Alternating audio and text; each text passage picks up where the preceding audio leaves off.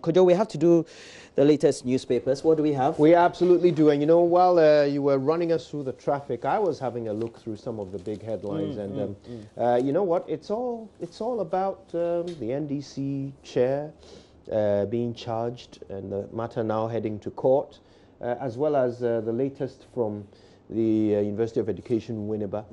Of course, we have not left out that all-important case of the 3 Ghanaian Times journalists who were assaulted. And of course, over the weekend, we saw... bizarre, tragic, something we're all passionate about. Indeed, indeed. We tried to win on Friday, it wasn't possible, but today we're going to look at it. And then over the weekend, there was another story of assault. We saw the video images of a police officer being assaulted by 2 individuals identified as a trotro driver and his mate.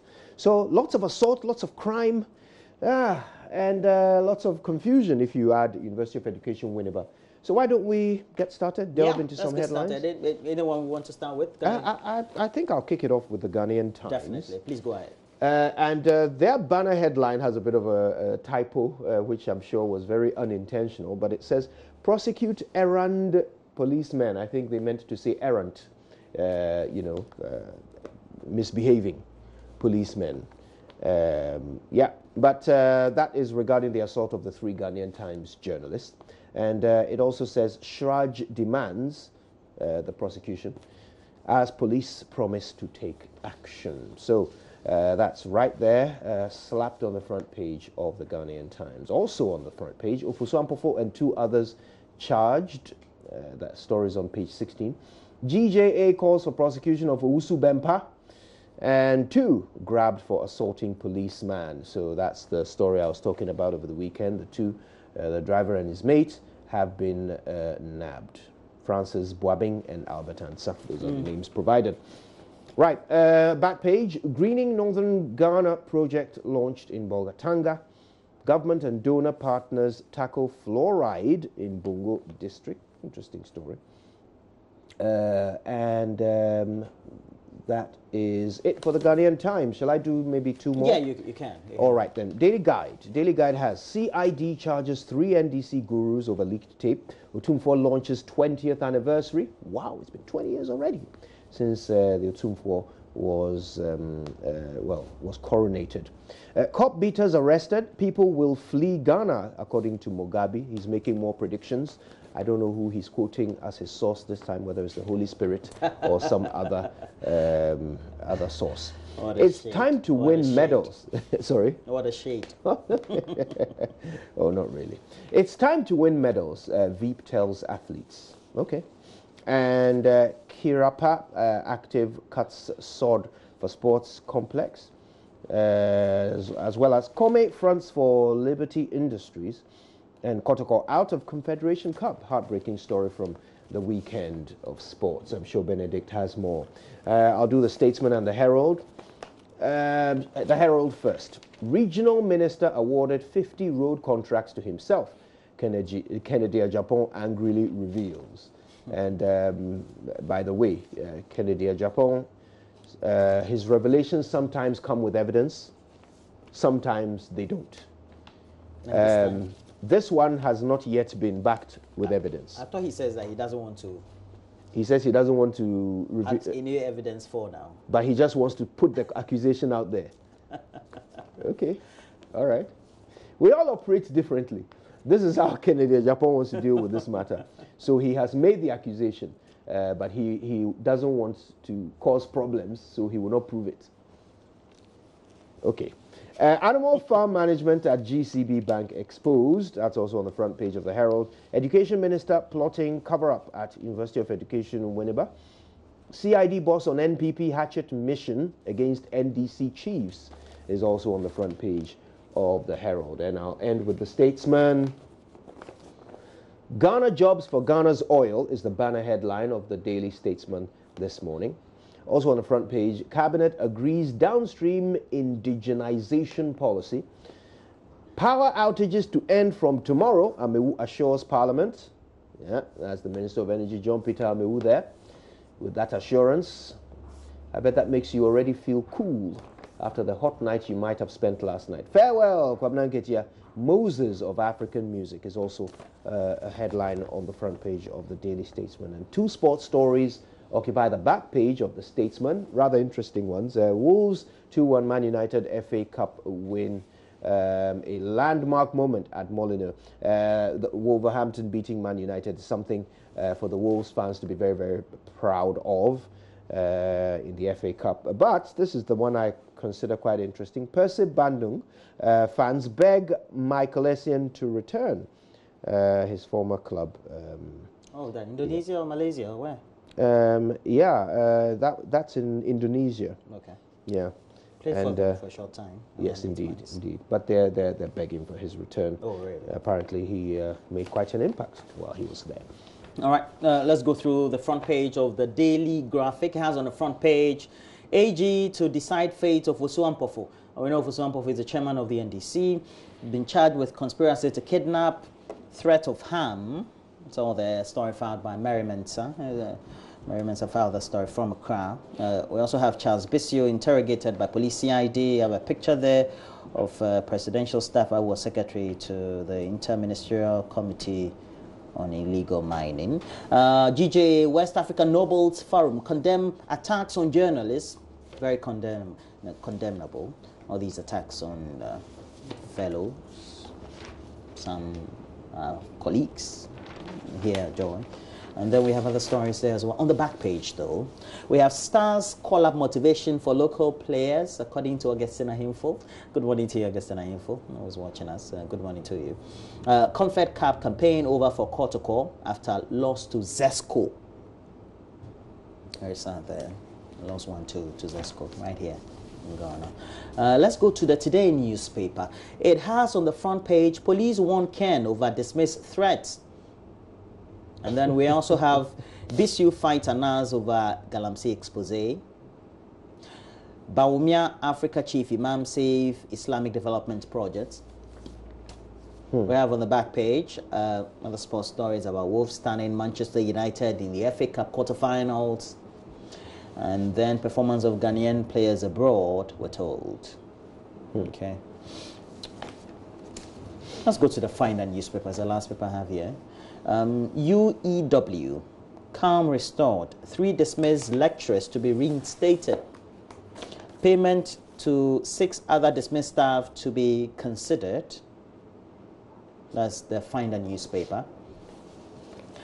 And then we also have Shraj demands arrest and prosecution of police officers who assaulted journalists. Government condemns attack on journalists in the process and the police. And then we have three dismissed lecturers to be reinstated. Payment to 6 other dismissed staff also to be considered. Also, another truce following that negotiations or discussions for that truce that was made on Friday and Saturday. Let's go to the Independent newspaper. It has on the front page, the Independent newspaper has on the front page, the time to invest in Africa is now. A story attributed to the Vice President of our Republic, Dr. Mahamudu Bawumia. Also on the front page of the Independent newspaper. Where he appears to live these days. Yeah. Who owns the Independent newspaper? Quite curiously, though. I don't know. He's always occupying the front page of that paper. The GJ wants Reverend Owusu Bempa arrested and prosecuted, and we know what happened. He went to the studios of XYZ, Radio XYZ, and said wanted to beat up one of their leading posts. Very condemnable. Okay. So those will be a wrap-up of the stories we have. Daily Graphic, the Today newspaper, The Independent has Dr. Bawumia on the front page, and then the Find Out. Any pick? Yeah, so a number of these stories seem to have a bit of interconnection. I was talking earlier about assaults and violence and so forth, and yeah, the GJA has called for some arrests. But I think it's just interesting how we assess the police's work. So I think it was yesterday. Was it yesterday that the assault on the police officer happened? Yesterday? I think it happened on Saturday. On Saturday. By gained prominence throughout yesterday. Yes, but Friday, Saturday. by yesterday, suspects had been arrested. Less than 24 hours, right? Yeah. Now, with the Ghanaian Times journalists who were assaulted last week, Yeah. the police officer who is accused of the assault, his pictures have been put out there, plastered on the front page of the Ghanaian Times. He's a member of the police force, not a member of the public whose address and location is as yet unknown. He's a member of the police force, a member of the SWAT team. He's not been arrested. Which of the SWAT teams? Ghana Police SWAT team. No. No, not the one you're thinking of. No, he has not been arrested. Okay, Reverend Owusu Bempa is reported to have stormed a radio station with armed men who allegedly fired shots. He has not been arrested. Yet, the chairman of the NDC, suspected to be the voice on a leaked tape, and as soon as that tape hit the press, within how many hours? A day, maybe? He was arrested too. Or he was invited and then released on bail. So yes, arrested, because you have to arrest him to release him on bail. Ayawaso West Wogon, shooting happened. Evidence of the individuals involved, plastered all over. No arrests, 0 arrests. But NDC, a shooting happens in front of the NDC headquarters in Kumasi. No cameras captured the shooting, but the suspects' names were released within hours. Some of them have been arrested, some of them are still wanted. So it's almost as if in some instances you can immediately point to what the police have done and said, that's fantastic work. And then in a parallel incident, you ask yourself, do we even have police? There is a certain inconsistency. And unfortunately, the consistency in the inconsistency is that they are good when it's not NPP. And they are not so good when it's NPP. I'm sorry, but that's what this appears to show. Or they are good when it's a member of their own who has been attacked, but they are not good when a member of their own attacks a member of the public. So, Ghana Police, honestly, this is the time when we need to restore our faith in this institution. Too much has happened and we are on the brink of a very violent election if we can't restore our faith in the police. This is not the time for us to be seeing this sort of consistent inconsistency. For all the discussions that we've had so far on this subject, it looks like the police seem to have a certain precedent or a storehouse of history of gradually delineating themselves or dismissing or disentangling themselves from the public and the public trust by their own actions or inactions. And I remember, before we finalize the discussions as to how we treat the story, you and I had a sort of a discussion. It was a back and forth on our platform. And I was incensed in relation to the assault or the molestation of the journalists.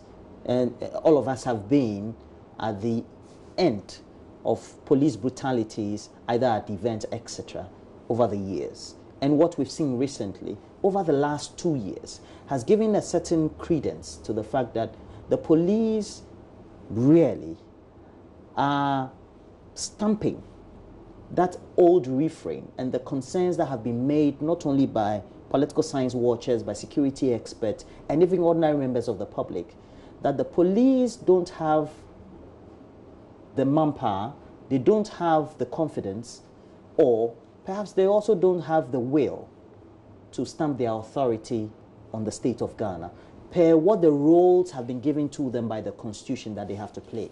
But in some cases, they really do show confidence. No, they show confidence only when you get to find out that maybe indirectly they are getting some messages from somewhere on how they have to act on a certain directive.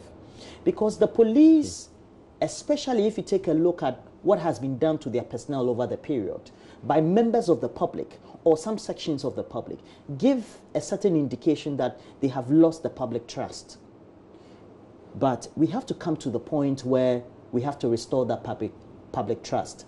But it cannot be a one-way situation. It has to be a win-win situation in which the police seem to reciprocate that gesture by doing what is right, in being equitable in discharging their duties. So far, they have not been able to institute that or give the confidence to the public that they can do that. And that's a concern for many of us. Because when somebody is being attacked in a gully somewhere, either in Ashaiman or Fadama or somewhere nobody else will get to save anybody, on any member of the public, by another member of the public or any sectional group, it is the police that needs to have the right to move in and restore peace. But now we're having the police abuse their own duties, their own responsibilities, and the uniform that they are wearing. And that's a concern. I implore various heads of the police. And yesterday, both the assault on the journalists and the write-up on them, and even the videos, I sent to leading police people who are on my contact list. Some of them are COP, some of them are DCOP, some of them are chief inspectors, DSPs, etc. And I told them in the message that they need to wake up because they are losing it. They are losing the confidence that the public has in them. And if that is lost, at the end of the day, they shouldn't come blaming anybody. It's a tough one. And I mean, look, I hope they heed the call that you made to them, because the consequence of these police officers and the police force as a whole losing the confidence of the public, the consequence is immeasurable. I shudder to think, you know, because already we're seeing it. You saw that story we did in the news about some land guards attacking some members of a municipal assembly or a metropolitan assembly who went to do their lawful work at a site, and they were attacked by these land guards. And they were interviewed and they were discussing their options. And they said, well, next time they go to work, they'll go with armed security. What is armed security? They didn't say we'll go with the police. They said we'll go with armed security. Who is armed security in this country? Is there any security firm that is licensed to bear arms? I don't know of any. There might be, but I don't know of any. So when they talk about armed security, who do they mean? They certainly didn't say police. So you start to, and this is a state institution, by the way. That's the other irony of it. You know, this is a local assembly, or a local authority that is feeling the threat of these land guards. They want to do their job, but their solution is not the police. Oh, definitely. It's scary. We really need to sit up and be aware of the direction that we're going in as a nation. It's not the right one. And the police are leading us there. That's my biggest concern. They are the ones leading us there because they don't appear capable of simply doing their job regardless of who is involved. I mean, Kennedy Agyapong threatens a regional commander of police, threatens him, and all they can do is write a letter. What would happen to me if I threatened a police officer, even a corporal? Look at what happened to our colleagues when they tried to point out to a SWAT team member, Sergeant Ebenezer Akrofi, that he had caused an accident. He had violated a traffic law. They tried to call his attention to it, and look at what he and his 9 colleagues did to them, including a pregnant woman. It's surprising.